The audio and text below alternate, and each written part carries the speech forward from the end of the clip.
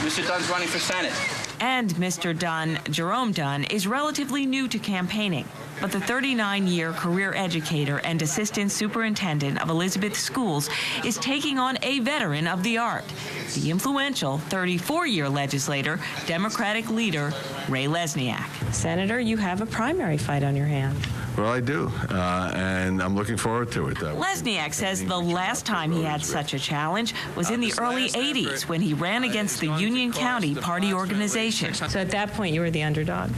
Well, actually, no one expected me to win because I was up against the world. But he did win, and now, all these years later, it is his opponent who says that he is up against the world. I know people has referred to it as the battle between David and Goliath. I myself personally, I see it as the battle between the polished politician versus the public servant. So you're the outsider candidate, kind of. Yes, I am, and the underdog. How are they outsiders? They're wrapped up in the Elizabeth Board of Education and the corruption of that organization. They're as insider as you can get. The Elizabeth Board of Education was the focus of a 4-month Star-Ledger investigation. It paints a picture of the board as a relentless political machine that coerces its nearly 4,000 employees to work for and make campaign donations. As an assistant superintendent of schools, Dunn is a longtime employee of the board. During our interview, he said the report is flat out wrong and that Lesniak's campaign was behind the story, which also traces some of the board's fundraising to Dunn's campaign. It's a Lesniak engineered ploy.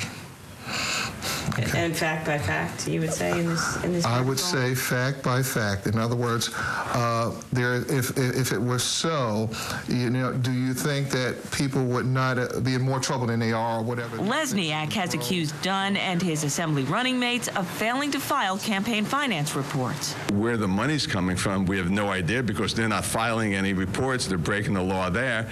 But we'll take care of that now on the streets and in the courts after Election Day.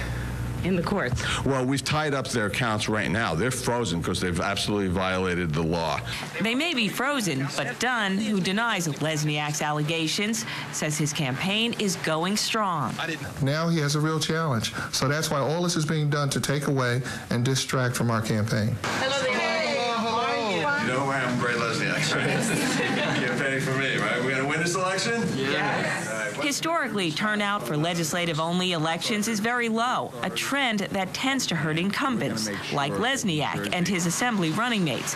And Dunn says his appeal in Elizabeth, where he has helped run the schools, and Hillside, where he lives, is compelling. And I want to ask your support of you and your husband, June 7th. Dunn says he once supported Lesniak, but that the senator's support of last year's budget bill that included $1 billion in school aid cuts and Lesniak's leadership on bills to change affordable housing requirements. Everyone deserves, how would you say it, a decent place to live.